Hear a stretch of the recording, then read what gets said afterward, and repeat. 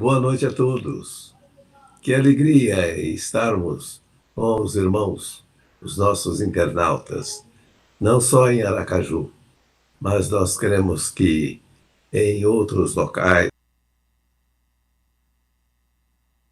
nessa hora, com esse culto, com esse tempo de adoração. Pastor Emanuel, um beijo, um ósculo, um abraço ao senhor, à família. Pastor Lucas, precioso irmão, sua família. Me permitam cumprimentar e abraçar Pastor Neemias, príncipe do Senhor. Que alegria, Pastor Neemias, saber que estamos nesta hora juntos. Um abraço a 12 de agosto, 71 anos de caminhada. 1949, 2020. E exatamente nesse mês que estamos celebrando os 161 anos da chegada de Ashbel Green Simon ao Brasil, o primeiro missionário presbiteriano a pisar terras brasileiras. Então, é um mês significativo. E nesse período de 71 anos, da 12 de agosto, eu tive o privilégio de estar aí tantas vezes, me assentar à mesa com vocês, comer com vocês, chorar com vocês, me alegrar com vocês.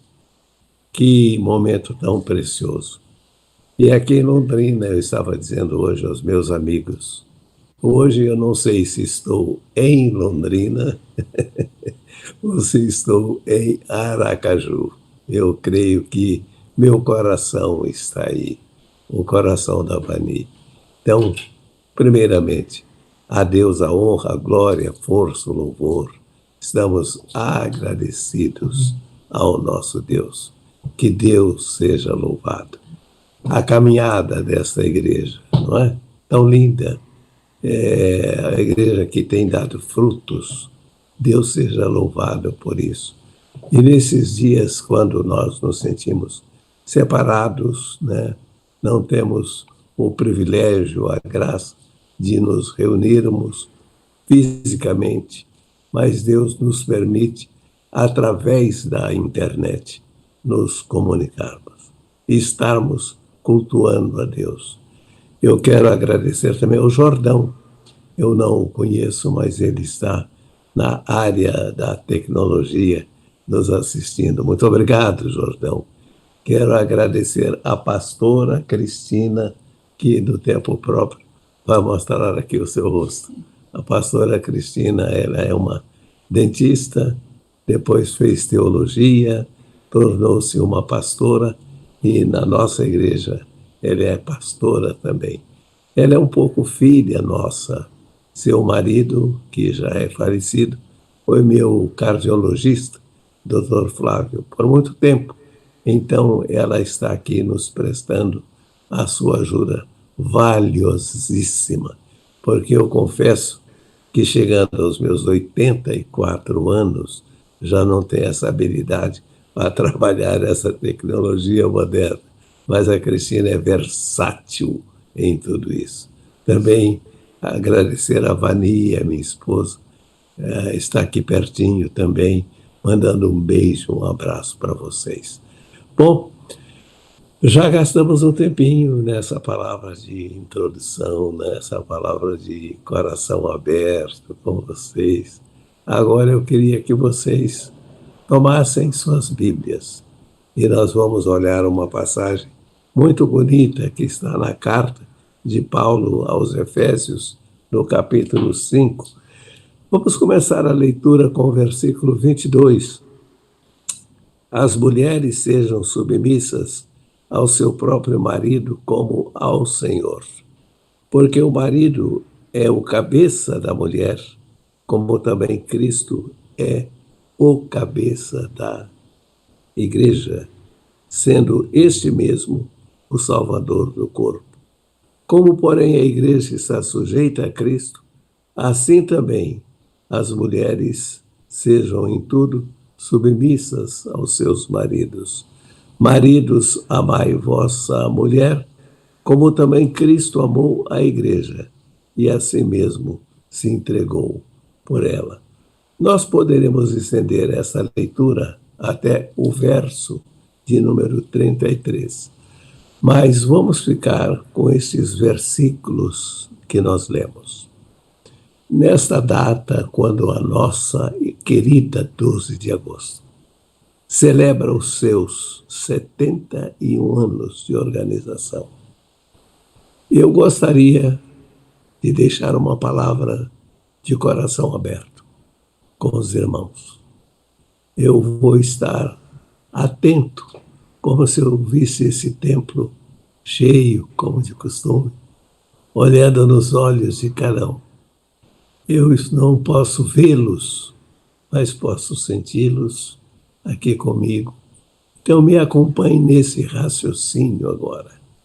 O tema da nossa mensagem é este: Cristo e a Igreja. Qual a relação entre Cristo e a noiva, a escrava resgatada? Qual a relação que se estabelece entre Cristo e a sua Igreja? Nós vamos olhar a Bíblia e agora eu gostaria que os irmãos, mais uma vez, tomassem a palavra comigo e vamos ver Efésios capítulo 5, o texto que já lemos. Vamos olhar mais uma vez o verso 23. Porque o marido é o cabeça da mulher, como também Cristo é o cabeça da Igreja. Nessa relação de Cristo e a sua Igreja, ele, Cristo, é o cabeça da Igreja. Os irmãos vejam que nessa carta de Paulo aos Efésios, nós temos algumas referências muito interessantes. Vamos olhar o capítulo 1, o versículo de número 22. No versículo 22, Paulo diz: E pôs todas as coisas debaixo dos pés, e para ser o cabeça sobre todas as coisas, o deu à Igreja. Olhemos o capítulo 4 de Efésios, o verso de número 15. Mas seguindo a verdade em amor, cresçamos em tudo naquele que é o cabeça, Cristo. Os irmãos observaram que em vários textos de Efésios, Paulo está nos ensinando: Cristo é o cabeça da Igreja. Que lições nós podemos tirar? Se ele é o cabeça, ele tem a excelência, ele tem a proeminência, ele tem a autoridade, ele tem a liderança. Como é bom nós pensarmos que se a Igreja tem um cabeça, não é uma cabeça qualquer, cabeça inteligente, cabeça que está à altura, não é verdade? Imaginemos se fôssemos como somos, um corpo, e não tivéssemos a cabeça. Agora imaginem comigo, sendo ele o cabeça da Igreja, e da Igreja 12 de agosto.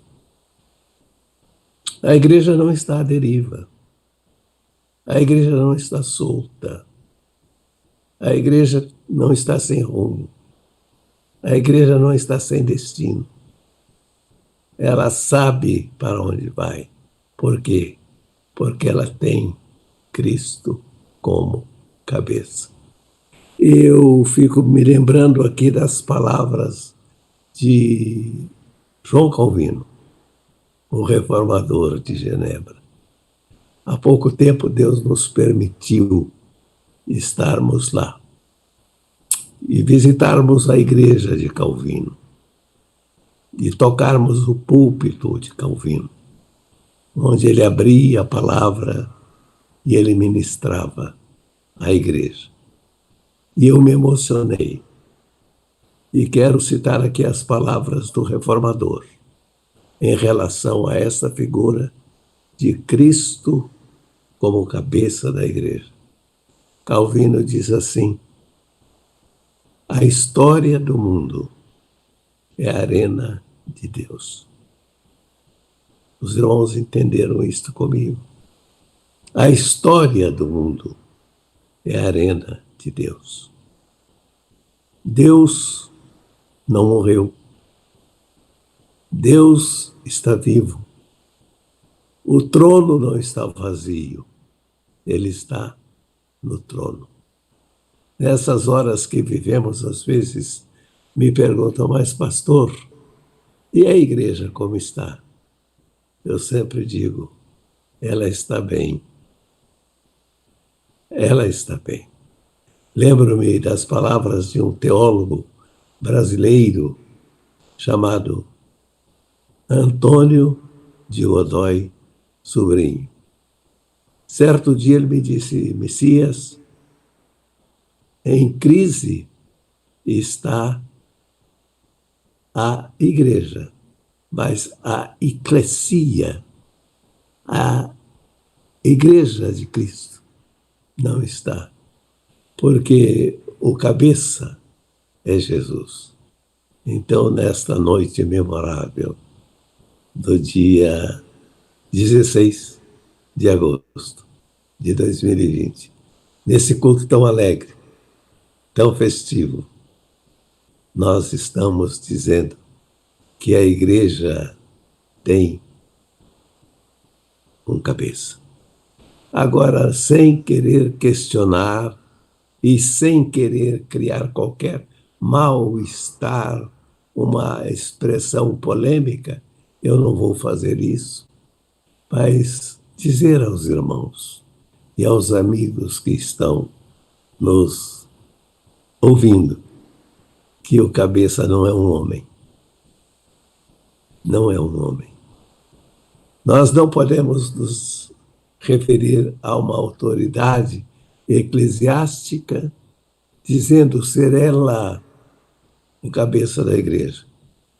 Já imaginaram se o cabeça da igreja fosse um homem? Onde estaríamos? Mas louvado seja o Senhor, porque Jesus Cristo, o Senhor, Jesus Cristo Salvador, Jesus Cristo Deus encarnado, nesta noite nós podemos dizer e o fazemos com muita alegria, com uma profunda convicção.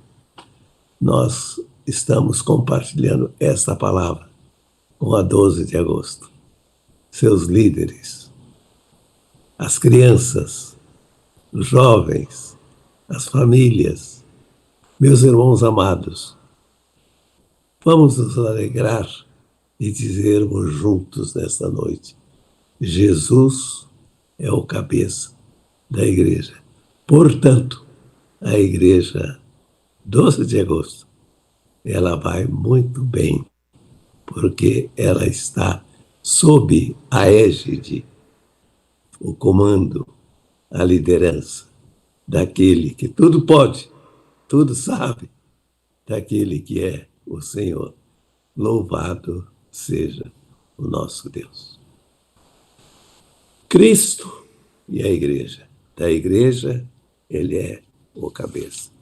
Mas da igreja, Jesus também é o fundamento. O que é o fundamento? É um alicerce. Aqui onde eu moro, e eu estou falando com os irmãos aqui da minha casa, no prédio onde residimos, está sendo levantado um edifício. E eu fico contando o primeiro, o segundo, os trabalhadores, e eu os acompanho daqui, já estão trabalhando no 10º andar. É um edifício projetado para, parece-me, 26 ou 28 andares. Gastaram um bom tempo na fundação do edifício. Um dos nossos irmãos, por sinal, irmão do pastor Rodolfo Montosa, que é o nosso atual pastor titular. Seu irmão foi um ilustre arquiteto. E um dos prédios mais arrojados de Londrina foi um projeto dele. E ele me convidou para estar logo no começo, quando se pensava no lançamento desse edifício. E nós acompanhamos esta obra. E lembro-me que certo dia ele me convidou e me disse: pastor, eu quero lhe dar uma boa notícia. A fundação já está pronta. Os alicerces já estão prontos. E eu, como leigo, chegamos lá e vimos aquela laje. Não, para mim tudo era muito simples. E ele me disse: 1/3 de tudo que vai ser gasto na construção desse lindo edifício, 1/3 do gasto já foi colocado aqui. Por que eu estou dizendo isso? Eu não entendo muito disso, certo? Mas eu estou olhando nos seus olhos nessa noite para lhe dizer que a igreja, ela tem um cabeça. A igreja tem um guia. A igreja tem uma liderança muito segura, muito firme. É Jesus. Mas a igreja tem um fundamento. E isso me emociona. Agora os meus cabelos estão brancos.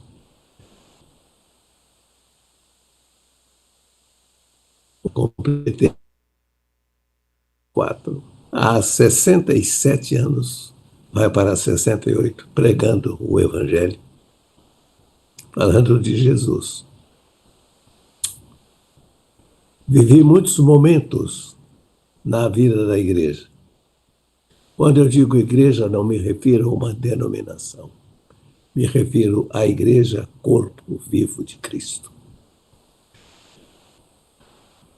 E graças a Deus, porque a igreja está aí. E agora eu vou dizer isso com muita ênfase, com o meu coração, e vou deixar os textos com os irmãos.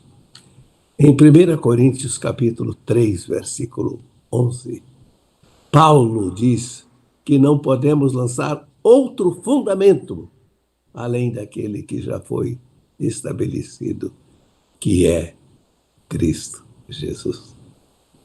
Não há outro, queridos. É Cristo Jesus. Em Isaías, capítulo 28, o verso 16, 750 anos antes de Cristo, vir ao mundo como nosso Salvador. O profeta já se referia a ele como sendo a pedra, o fundamento da igreja. Uma das passagens clássicas é Mateus 16. Jesus se dirige aos discípulos com essa pergunta tão conhecida, né? Quem dizem os homens ser o Filho do Homem? E a opinião dos homens é: uns dizem que tu és Elias, outros dizem que tu és João Batista, outros dizem que tu és um profeta, outros dizem que tu és Jeremias. A opinião do povo. Agora Jesus parece-me que olha nos olhos dos discípulos e pergunta de uma forma muito pessoal, muito íntima. Ele pergunta: mas vocês, quem vocês dizem que eu sou? E Pedro responde: tu és o Cristo, o Filho do Deus vivo. Bem-aventurado és, Simão Barjonas, porque não foi a carne e o sangue que te revelaram, mas isto vem do alto, vem do Pai, vem de Deus, vem do Senhor. Também te digo que tu és Pedro, e sobre esta pedra edificarei a minha igreja, e as portas do inferno não prevalecerão contra ela. Esta pedra, Jesus. Por que nós podemos afirmar isto? Vamos para 1 Pedro, capítulo 2, versos 4 a 8. O próprio apóstolo São Pedro se refere a Cristo dizendo, ele é a pedra. E nós somos as pedrinhas e vamos sendo colocados na edificação desse edifício. E esse próprio Pedro, em Atos capítulo 4, verso 11, ele fala de Jesus como uma pedra angular. E Paulo, em Efésios capítulo 2, verso 20, ele fala de Jesus como a pedra. E eu gostaria de citar mais um texto, 1 Coríntios 2, 4. Querido, 10, 4. Reflita um pouco comigo. Se a igreja não tivesse um fundamento, um alicerce, uma base, pensem comigo, rapidamente, as heresias, os ensinos de demônios, os falsos mestres, queridos, a perseguição. Alguém disse que o pior inimigo não é aquele que nos ataca de fora para dentro, é aquele que nos mina de dentro para fora. E eu posso dizer aos senhores, não sou um teólogo, sou apenas um pregador do Evangelho. Mas nesses 67 anos de trabalho, eu posso dizer que passei pelos vários escalões dos bastidores da igreja, desde o Supremo Conselho a um conselho de uma igreja local. Os piores inimigos não são aqueles que nos atacam de fora para dentro, porque esses são identificados. Os piores inimigos são aqueles que nos minam de dentro para fora, porque eles estão muito próximos e às vezes nem conseguimos identificá-los. Por que eu estou dizendo isto? Abra sua Bíblia, não vou ler agora, mas em 2 Timóteo capítulo 3, e leia a partir do verso 1 e leia até o verso 10, verso 12. Paulo está falando dos últimos tempos. Parece-me que estamos vivendo estes dias. Mas agora com meu coração cheio de júbilo, cheio de alegria, eu quero dizer aos irmãos que a igreja invisível está na igreja visível. A igreja triunfante está na igreja militante. E vou falar aos irmãos da 12 de agosto com o coração muito aberto. Queridos, hoje, mais de 50 países ao redor do mundo vivem debaixo daquilo que nós chamamos uma perseguição religiosa. Hoje há irmãos nossos que estão presos em containers. Hoje há irmãos nossos que estão passando fome. Hoje há irmãos nossos que não têm a liberdade que nós temos. Eu tive o privilégio de fazer uma viagem pela missão Portas Abertas. Tive o privilégio de conhecer o irmão André. E em 1981, nós levamos Bíblias para países comunistas. Experiências que não vou contá-las aqui. Mas nós podemos dizer aos irmãos que enquanto nós estamos aqui cantando, celebrando, ainda que online, né? Mas estamos em nossas casas. Muitos de vocês estão agora me ouvindo aí na sua casa. Deus te abençoe, querido. Mas nós temos a liberdade de pregar, de falar, de cantar. Há pouco eu estava me dirigindo aqui à pastora Cristina, que é uma jovem pastora, dizendo que nós não sabemos o quanto nos é precioso essa liberdade de expressão, essa liberdade de falarmos do amor de Deus. Mas a minha palavra é esta. Se a igreja não tivesse Cristo como cabeça, E se a igreja não tivesse Cristo como seu fundamento, há muito ela teria sucumbido. Porque se há duas instituições que o inimigo persegue, e preste muita atenção nisso. Primeira instituição chama-se família, porque a família é a base da sociedade, é a célula-mãe da sociedade. A família é mais do que uma instituição divina. A família é a menina dos olhos de Deus. Famílias frágeis, uma nação fraca. Famílias fortes, uma nação forte. Mas depois da família, a igreja. E se o tempo nos permitisse, eu gostaria agora de me reportar às fogueiras, aos pátios das feras. Há pouco visitamos a igreja de Esmirna, e lá está a figura de São Policarpo, aquele homem de Deus que foi lançado na fogueira, fogo não pôde destruí-lo. Aí ele disse: podem me atravessar com uma lança. A história dos mártires. E os mártires não foram apenas nos primeiros dias da igreja. Ainda há mártires nos nossos dias. Mas a igreja está bem. E tem uma palavra a mais. Às vezes nós, pastores, falamos muito que as portas do inferno não vão prevalecer. Essa é a verdade explícita desse texto. Mas a verdade implícita desse texto é que a igreja prevalece sobre as portas do inferno. E eu me lembro de um pastor que eu vi há algum tempo, ele disse que Deus não nos chamou como igreja para ficarmos lustrando, limpando as portas do inferno. Deus nos chamou para destruir as portas do inferno. E nesta noite nós declaramos que a Igreja Presbiteriana, 12 de agosto, ramo do corpo de Cristo, é uma igreja assim. Uma igreja que pode ter 71 anos da nossa história. Nós tivemos a certeza de Cristo como nossa cabeça e a convicção de Cristo como nosso fundamento. Tiveram momentos difíceis, sim.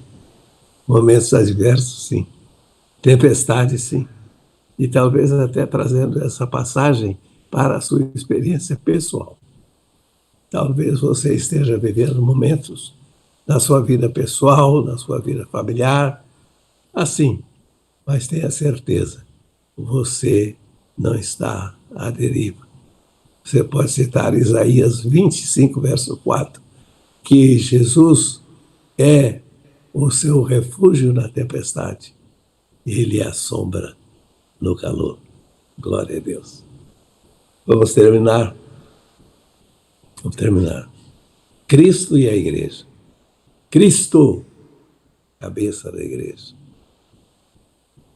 2, Cristo, fundamento da igreja. E como bons presbiterianos, dentro dos 3 pontinhos, né? Cristo, o Senhor da igreja.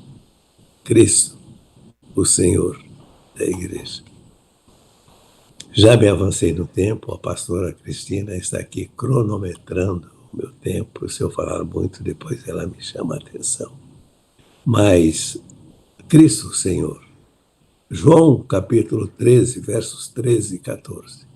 Naquela experiência do lava-pés, no versículo 13, Jesus diz assim: vós me chamais o Mestre e o Senhor, e dizeis bem, porque eu sou.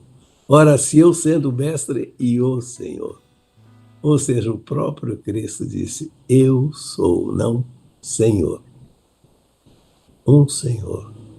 Ele disse, eu sou o Senhor. O Senhor. Não é César. César passou. O império passaram, os impérios passaram. Jesus é o Senhor. Em Lucas capítulo 11, verso 1, os discípulos se reportam a Jesus e lhe pedem: Senhor, ensina-nos a orar. Em João 20, verso 28, Tomé diz: Senhor meu e Deus meu. Em Atos 2,36, Pedro diz: Esse que vocês mataram, Deus o fez Senhor e Cristo. Deus o fez Senhor e Cristo. Ele rompeu os grilhões da morte. Ele deixou o túmulo vazio. Ele triunfou e Deus o fez Senhor. Dr. Billy Graham, eu me encanto, eu fui um admirador de pastor Billy Graham. Ele diz que há certos textos da Bíblia que todo crente deveria saber o decor.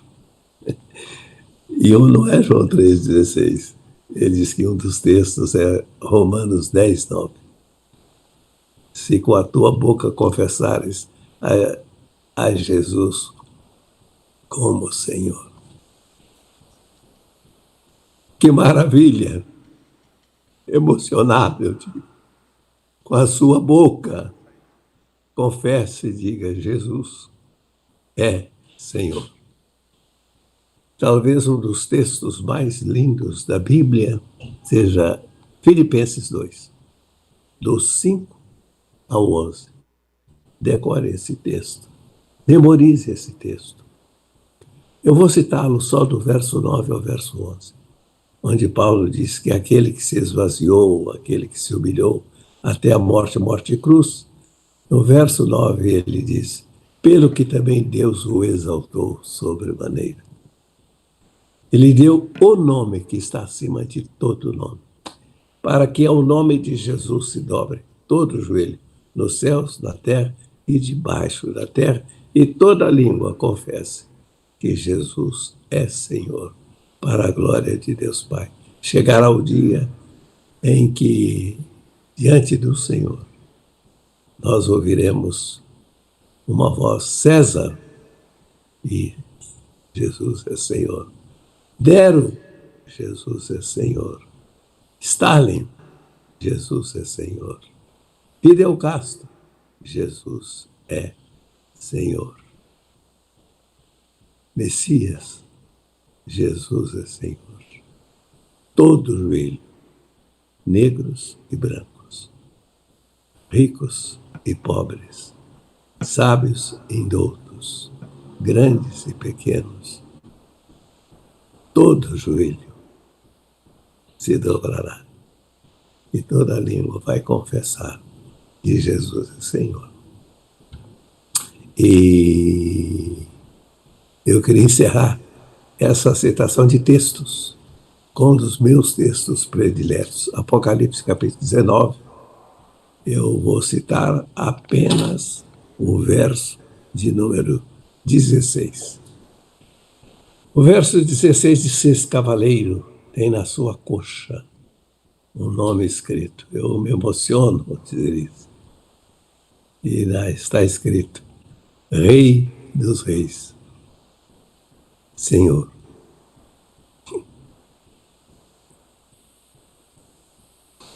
Senhor dos senhores. Ele é o Senhor. Nós somos seus servos. E eu escrevi uma palavra final para deixar com a igreja, 12 de agosto, e com a igreja do Senhor Jesus.